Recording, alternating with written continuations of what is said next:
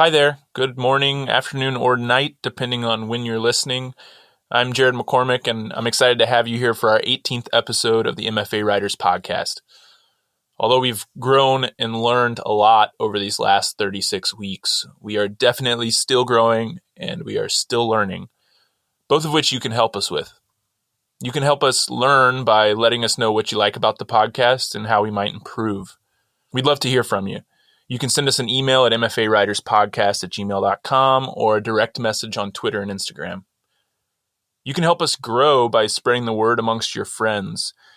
If you're enjoying the podcast, tell the people in your MFA program about it, or the people in your undergraduate class, or tell your family and friends.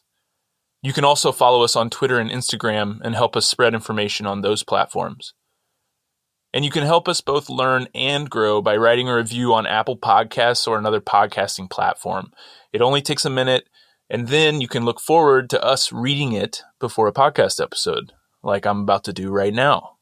This review is from T.N. Downs, who wrote, A+++. Excellent pod by generous host and producers, featuring direct Q&A with MFA candidates and grads. Useful and insightful interviews offer perspective and direct info, often missing from program sites. In the age of COVID, without the benefit of AWP in person, this podcast feels essential in the lead up to MFA program application season. Thanks to T.N. Downs for that, and thank you for listening every 2 weeks. We really do love building this community with you. Enjoy the episode.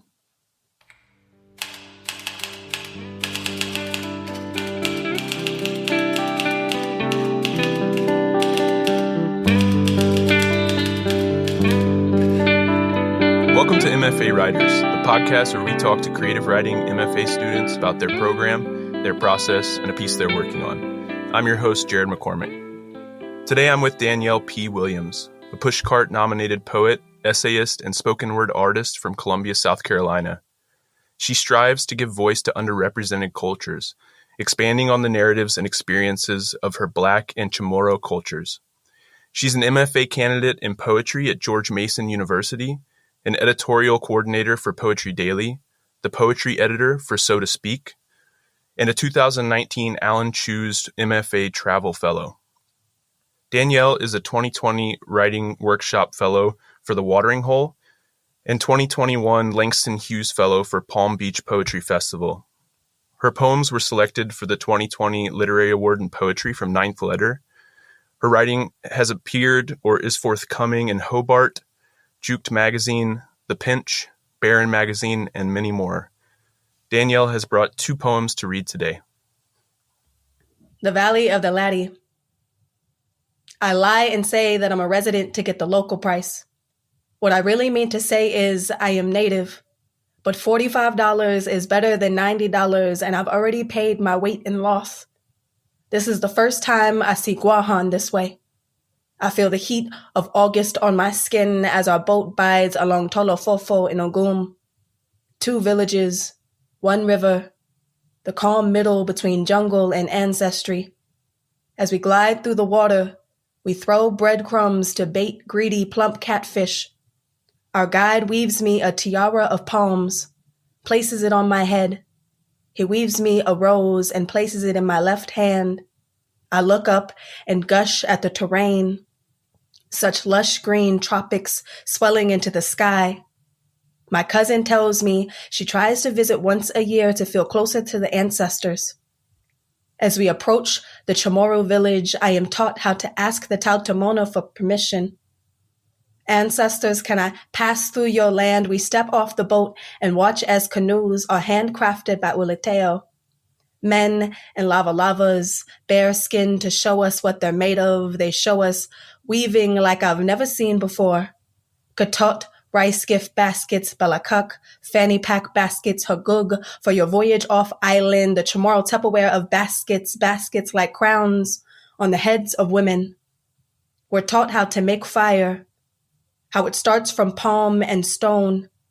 We see the ancient laddie stones lined up and parallel as if to say, you can thrive here.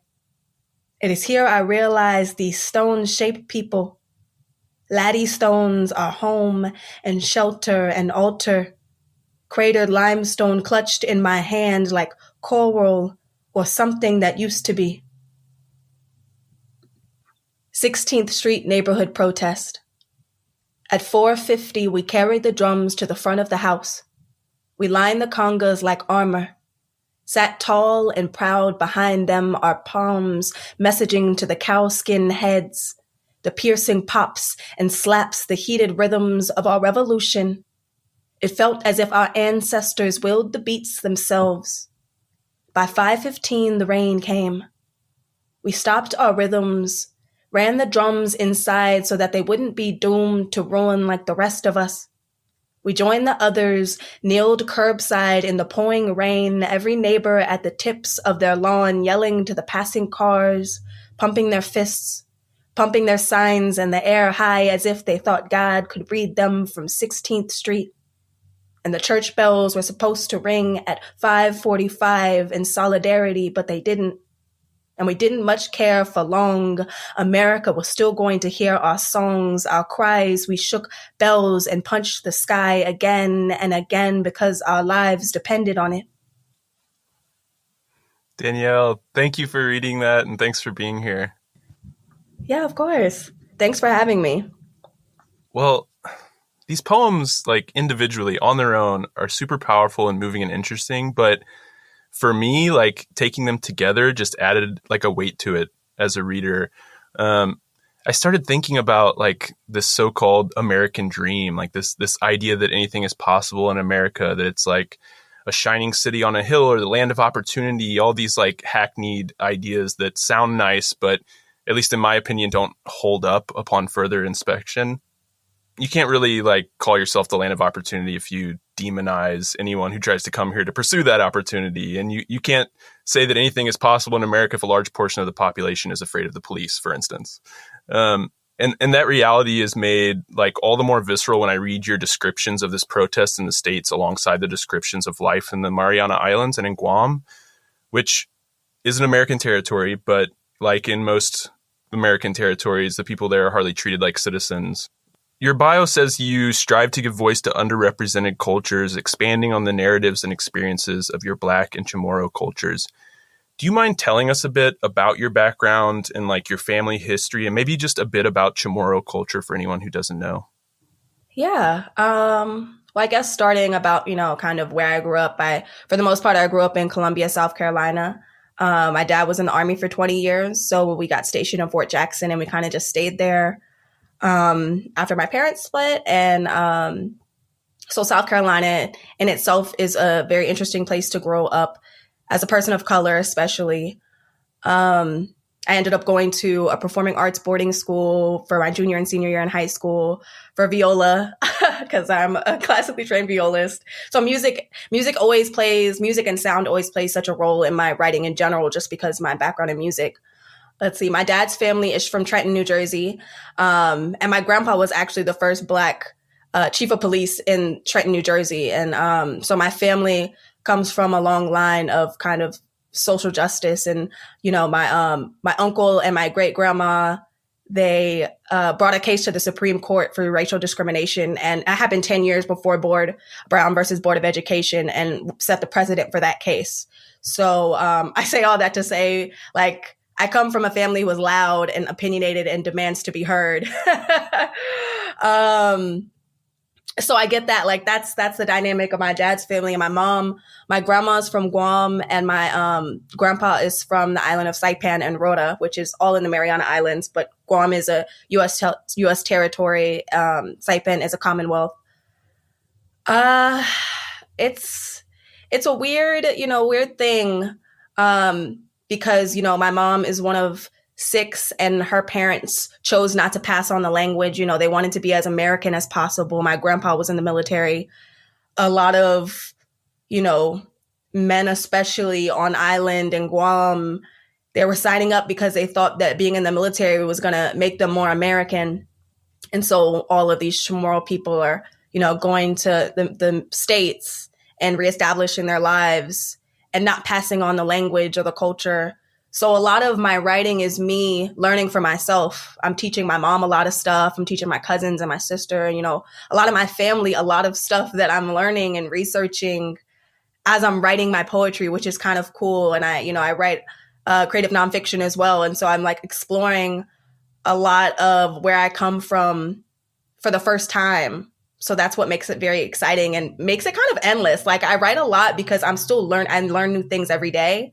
So I feel like I almost won't run out of, content.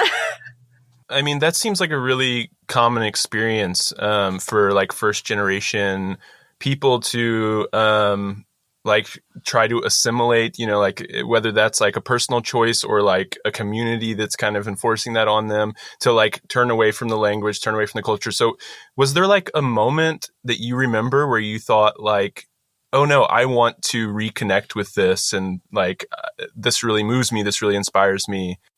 Yeah, I mean, I think for me, it was when I was applying to MFA programs. There was some like George Mason's application, like I knew that they had like different funding opportunities and they had great research opportunities and stuff. And, a lot of like when I joined the program, they have a travel grant for the Shoe Center. And they give you $5,000 to like, you write about where you want to travel and what you're going to write about. And, I hadn't been to Guam or Saipan in 16 years just because, the flight itself is like $2,500. Like it's expensive.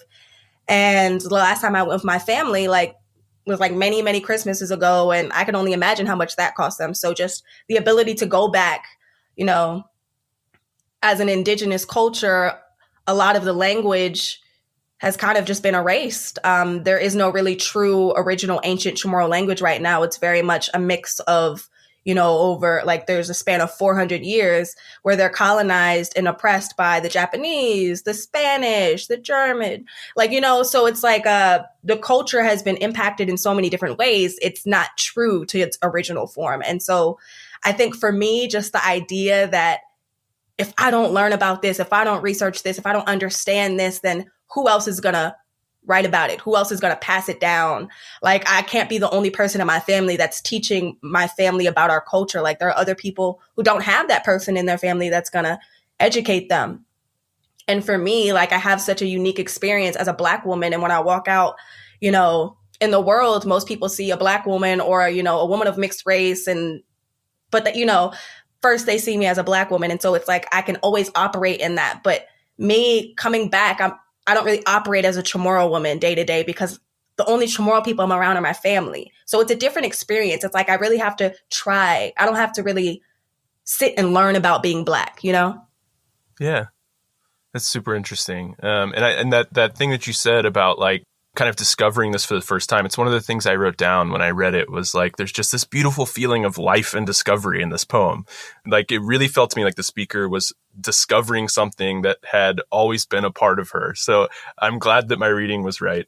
I mean, there's some really beautiful lines too. Like when the cousin says that she tries to visit once a year to feel closer to the ancestors. And then that moment when the speaker asks, ancestors, can I pass through your land?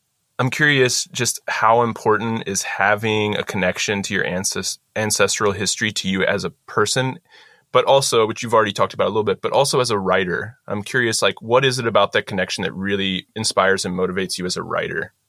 Yeah. Well, one thing that I like try to understand and tackle in my writing is my relationship to God, knowing that Christianity is an imposed religion, knowing that, probably my ancestors in Africa, they had their own religion, they have their own practices, their own way that they're connected to the world. Same way as like in my Chamorro culture, I can see it because people are still practicing it. I'm more connected to it, and it's kind of a common thing. You don't just go into the jungle, without asking for permission. There are certain times where the Tautamona, which means people before time, the Tautamona come out and they're dwelling in their atmosphere and people go inside. Like it's very much a respect thing. And knowing that we all come from this one place, I feel like is super important. And being able to learn about that was something that was super important to me. And that's like the connecting things that I find like the connection to being like to your ancestors. Like I find that in both of my cultures, it's extremely important and sought out after. And so it's like a lot of times I kind of get at that in the argument of, if I believe in God, am I upsetting my ancestors? Like, like that different, like that tension between religion, imposed religion, and what we as people, indigenous people, inherently believed and were stripped of. It's a conversation that I have all the time with myself. Well, I'm glad you're having it with me, because obviously this is different from my experience, and it's so interesting to hear, and it totally makes sense to me how you could feel that dichotomy and like push and pull within yourself, and how maybe writing could be a way to like sort that out. So when did you write The Valley of the Lati? Was that during your trip to Guam and the Mariana Islands? So I went to Guam summer of 2019. I want to say I wrote this poem maybe in my like fall workshop, like semester, either fall or spring. And the Valley of the Lati is actually a place. It's like a excursion, if you will. It was something that I knew I wanted to do the whole time I was in Guam. I was in Guam for about a month. And I ended up doing it like the very last couple of days with my cousin. And the water is the river is right in between Tolofofo and Ogum. So there's literally 2 villages and then 1 river. And so it's very literal, my poem.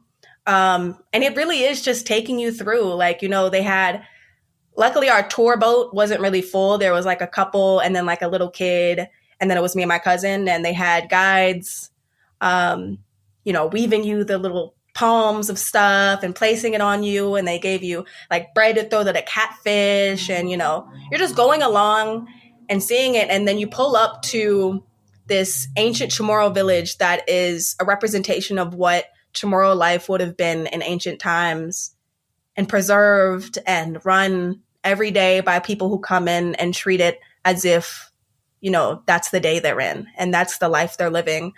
From what they wear to the practices, like I said in the poem, I didn't butcher the Chamorro because I don't speak Chamorro and I'm learning, and it's very hard with pronunciation. But the way that they did it is they said the permission prayer basically in Chamorro, and then they repeated it to us in English so that we could say it. So in that actual moment, I wasn't saying it. So I figured it's appropriate when I read it if I don't have to read it. That's my own choice. But it was so cool because these Lati stones represent strength. They're very much literally a pillar for Chamorro culture. They work in structures on buildings. They're limestone. They're like columns essentially. They hold up houses. So many different things. They're used in a lot of the architecture and everything, and they're just so important, and they signify strength. But I mean, obviously, time goes on, nature erases as well, and so if you spot one, then it's like you find one. Like I came across one in the jungle in Saipan, a Lati stone, and we were like, oh my gosh, it was huge. It was probably like 8 feet. But it was like hidden under like a whole bunch of like vines and stuff like that. And you just don't really see it anymore. And except for like, there's a park where they have Lati stones in Guam. And then obviously at, the Valley of the Lati, it's just in rows. So when you see one of these Lati stones in the jungle, how old are they? How long have they been there? It was really early. Like it had to be like either 900, definitely before Spanish colonization, which is in the 1500s. So you can see how that would represent strength. And I imagine seeing that like in the wild would be really powerful. And then to come back home, you talk about being a Black Indigenous woman raised in the South and, being constantly aware of your place. So how has growing up in the South and growing up with family history of like activism, how has that affected your writing, you think? So I remember I had to be like either 9 or 10. And I think it was like the anniversary for Hedgepath Williams. Because Hedgepath Williams, they actually have a middle school in Trenton too, named after them. But Hedgepath Williams, we did like a reenactment of the picture that they took of my Uncle Leon and and like the same. So we did a reenactment. So I like, since we were little kids, we like pretended to be them. And it was kind of cool. Like I felt like I was participating in history, which was kind of cool, which was like as a 9-10-year-old, like it's such a like weird concept. But like I've always kind of worked out my feelings through writing stories. I've never really like had journals or diaries, like in that sense. Like I always feel like writing about my own feelings in that way is like, I could be writing about, like, I want to write about something bigger than myself sometimes. Like, I feel like I want to avoid the, like, the little frivolous, things in my head and go for the big things that, like, keep popping up in my head. And for me, it's just, I guess, awareness. I guess knowing that I have a voice and seeing other people who have voices, like, it became very important to me. And I feel like that was definitely the case more so in college. I feel like in high school, there weren't a lot of resources for me. And I went to boarding school for 2 years, but my focus was music. I wasn't really writing as much. I kept my writing more so to myself, but I watched a lot of spoken word. Like I watched a lot of spoken word videos on YouTube.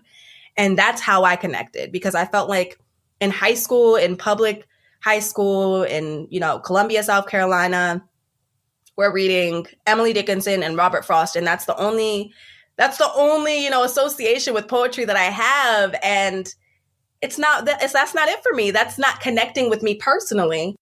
The second poem you read, 16th Street Neighborhood Protest, definitely has that kind of activist feel to it, obviously, because it's about a protest. So could you just tell us about that poem a bit and the inspiration for it? Yeah. So like I said, I played the viola, and I even went for undergrad as a viola performance major before I realized, like, what am I going to do with that? And now I'm a poet. So it's like, I guess, but I started experimenting with more music, and I found myself in World Percussion Ensemble, and I felt like I really connected to drums. Like I really felt the ritual and the rhythm. I really felt it in the same way that I felt poetry.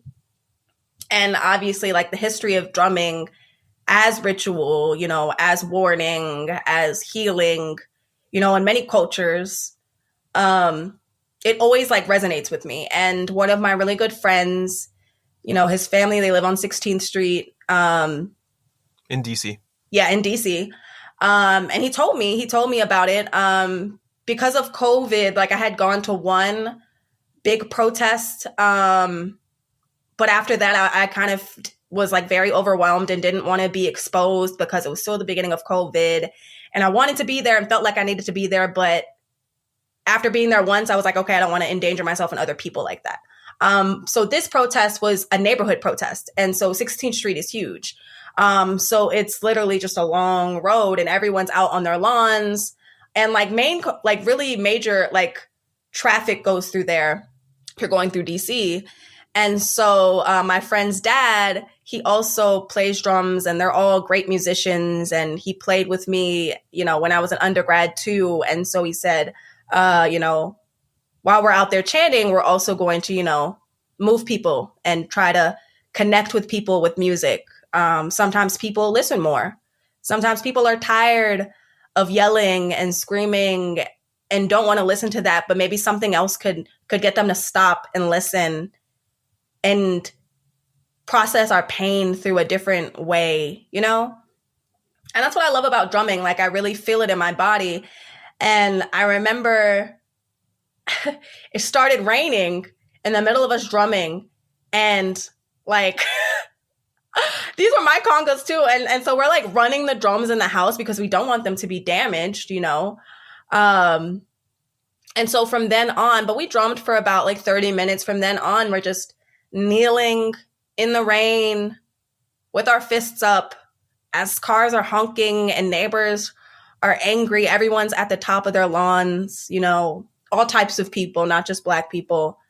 And it was great. I mean, it was obviously the rain sucked, but it was definitely a moment. And at first I was hesitant about going just because, I don't know, I wasn't sure. You never really know how protests are going to end up. And because it was a neighborhood protest, I think I was more likely to go just because I knew regardless I'd be with, my family there. My friends are an extension of my family. So, I've known his family for so many years. So I felt safe and I felt surrounded by love and music.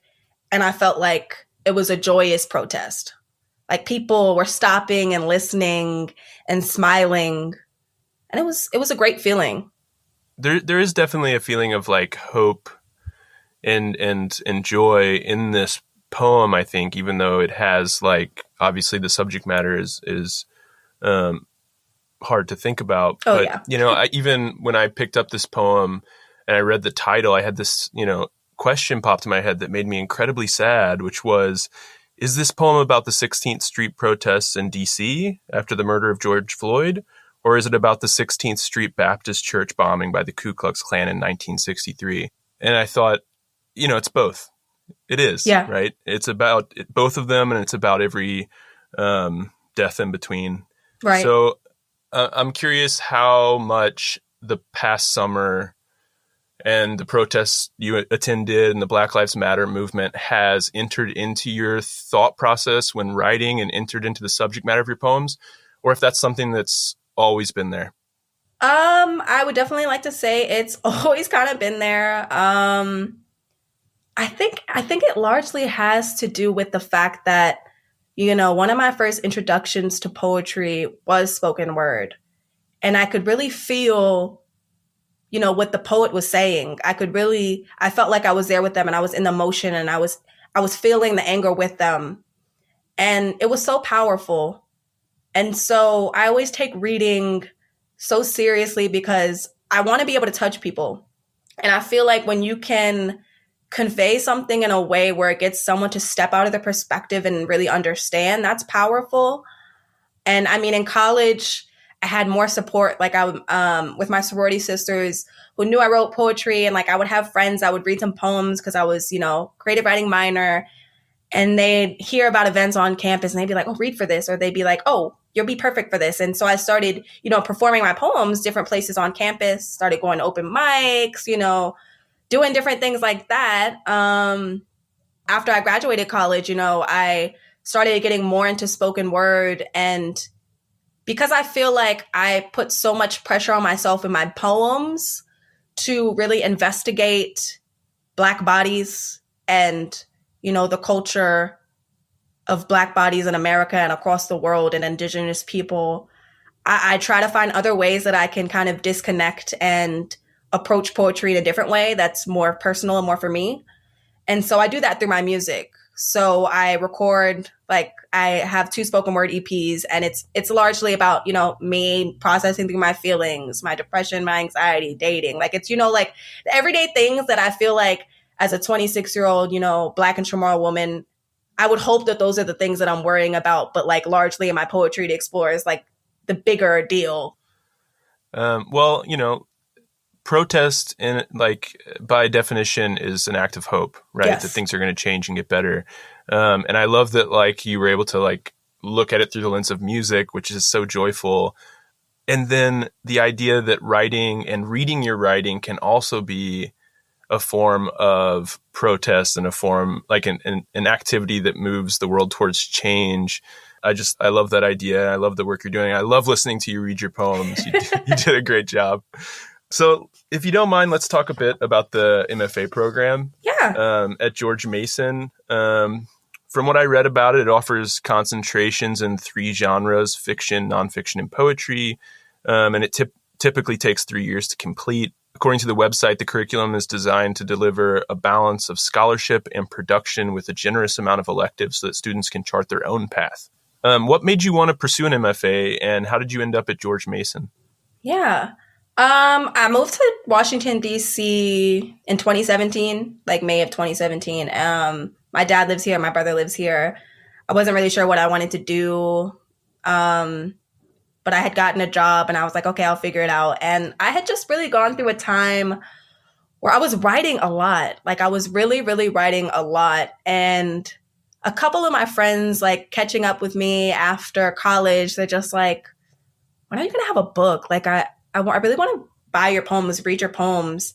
And so I had written about, in the span of like 4 months, I had written probably like 100 poems, like just, And so I decided to self-publish and kind of just get my work out there, but it felt good. And it felt like I could do this again. I liked this. I realized that I liked editing. I liked organizing, like words and concepts. And, I don't know. I liked it a lot more than I thought I would. And so I thought, okay, well, I don't really know what I want to do with my life, but I do know that I'm writing a lot and I want to be a better writer. And if I can find a school to write at that I don't have to pay for, then that's great. Then that's what I'll do. I mean, I think that's a great mindset to have if you're pursuing an MFA. I want to be a better writer, right? I want that time to dedicate to my writing and to improve my writing. Not, I want to be a, famous writer who's going to make $1 million, And that's where people get lost. Like, like I am fully aware that I am a poet, like, and that like, that's not necessarily like, a 6-figure job, I'm doing it because I really feel like I have so many stories that people have never heard. Especially coming from a background of my background, there aren't many people who have the same stories that I have to tell. And I think people would want to hear it. Yeah, absolutely. And you're a poet, but you're also a nonfiction writer. Yes. So have you had the chance in the George Mason program to work cross genre at all? Yeah. So one thing I love I love George Mason. I say this all the time and I feel like I'm always a great spokesmodel because I really do love it. And I was so hesitant. Like I only applied to two programs and and so I was kind of nervous about it. And so I applied for one away and one here. And I was like, okay, if I get into George Mason, then at least I'm here. At least I'm already settled. It's not so new. It's not so big of a change. And so I got in. I wasn't funded my first semester, but my second semester I was. And up until then, the whole 3 years, I'm finished in May, which is crazy to say that it's been 3 years.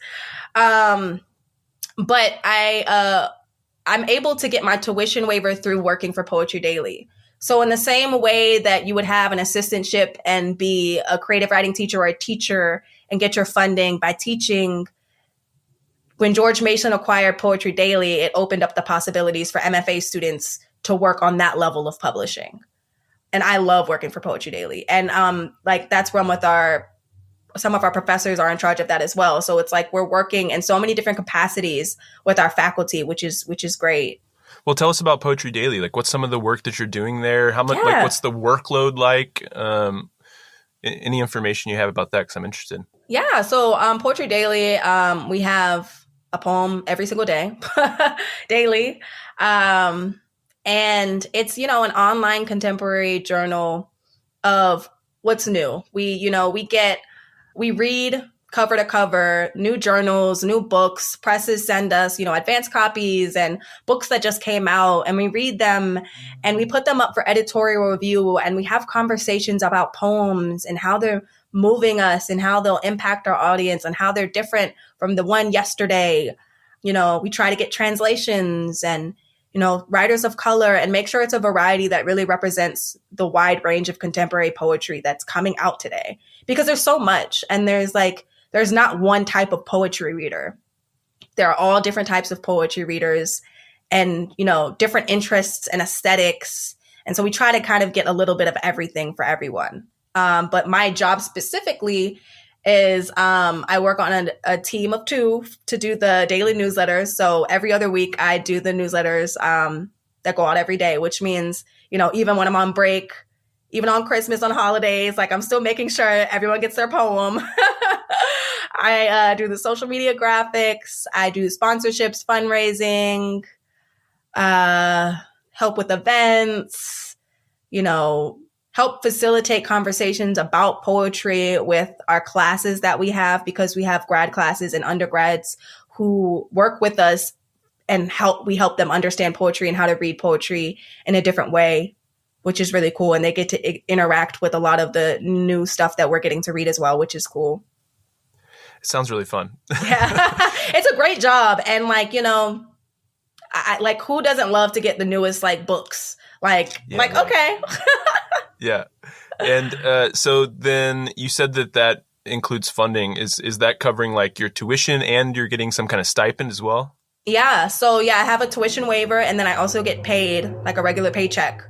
Um, and then So to Speak, which is a literary journal that's run out of George Mason. I also get a stipend from that because it's an MFA run lit journal. And so I get a stipend for being poetry editor for that as well. It's a small stipend. How many students get these positions at either Poetry Daily or So to Speak? So we also have like Stillhouse Press that's run out of George Mason, which is that's an opportunity as well. And then obviously teaching. But I think the last time I checked, the program was like maybe 70% funded. Yeah, the website says 65%. Oh yeah, so yeah, around that. Yeah. Which is really good because we don't really have like in my cohort, like my year, there are 8 poets, and obviously there are more there are different numbers in different genres.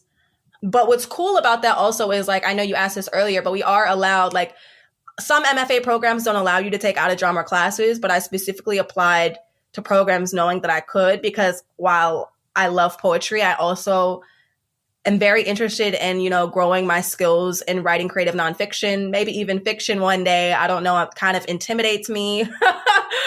I can barely like keep track of all the facts in my head. So to make up new ones is like scary to me. Well, I'm a fiction writer and poetry scares me. So yeah.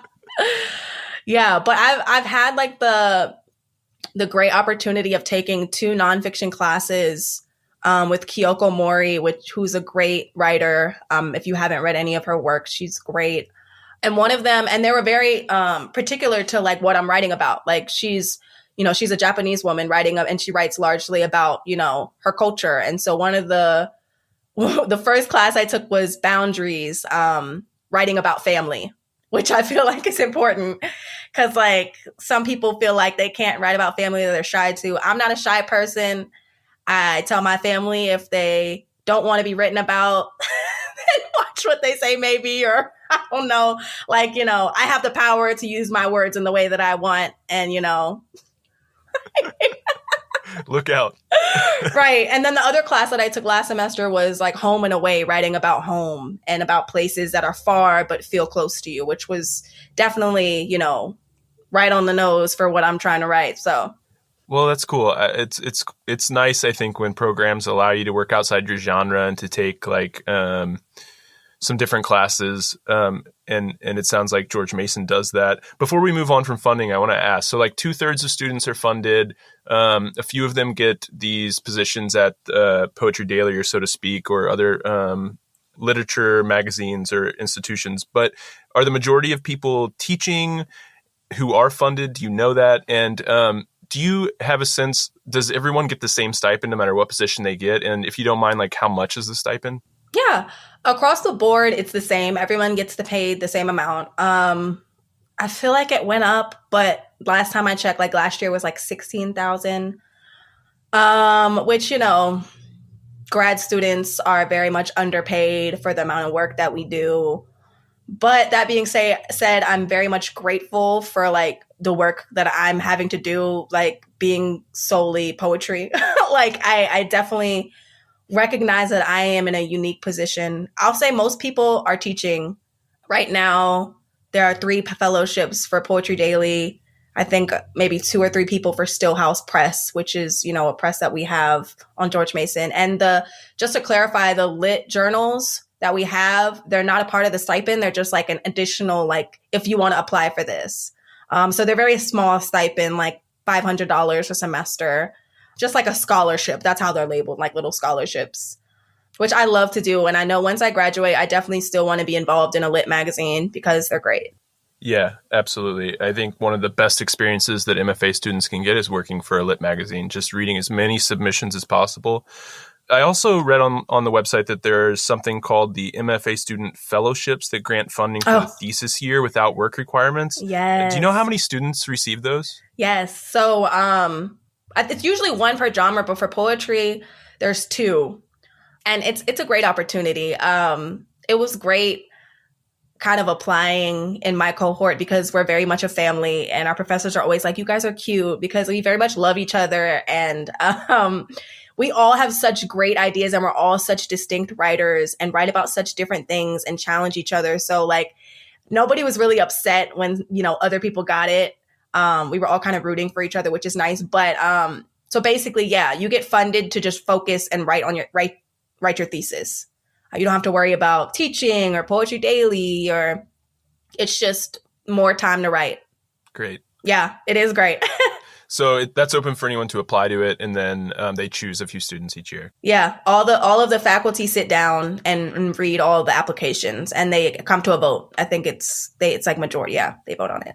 Well, I want to come back to a thing you said about just the community at George Mason, because I know you had told me in an email that you had some hesitancy about going to an MFA as a Black Indigenous woman. Like, so what has that been like? How's the community been? Have you felt comfortable there? Yeah. Well, you never know. Like going into a new space, I'm always very cautious. Just because I don't know who's going to really be looking out for me. And that's just, that's just an everyday reality.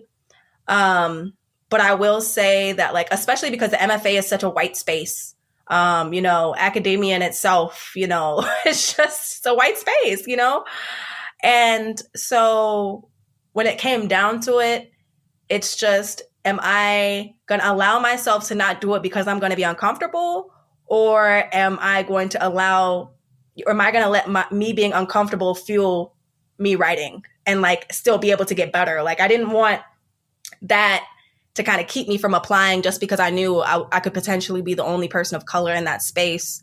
I think I liked the fact that the cohorts were smaller. So at least like maybe it would be better quality people or like people that are more understanding. And I will say that, my cohort, I always joke with them, like, they are the first people that I've ever like been like, oh, this is what an ally is. They will fight for me. Like, like who was it? I went to, anyways, I went to, I think it's Angie Thomas. And she says, allies, like you can't be an ally. You have to be a co-conspirator. Like you have to like, okay, you're an ally, but are you going to be out there fighting for me? With me? Are you going to be on the front lines with me? Like, are you just going to talk or are you about it? Like, are you,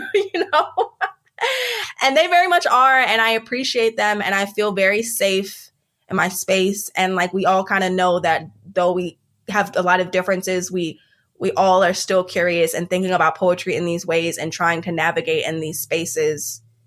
I very much acknowledge the fact that I have a rare experience because in talking with other people of color in MFA, programs, most of them are like, don't do it. Like, it's not worth your sanity or they've had worse experiences. And so I'm so thankful that that's not the case because I love my faculty. My poetry professors are so great. I know that I can, lean on them and they're there for me. And it's really a great feeling. That's great.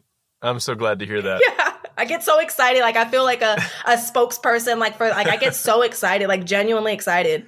Well, we need to celebrate the places that are doing a good job. At this because there are too many that aren't. So I think it's great. So I love that the community within the program is good, but I also want to talk a little bit about opportunities in and around DC.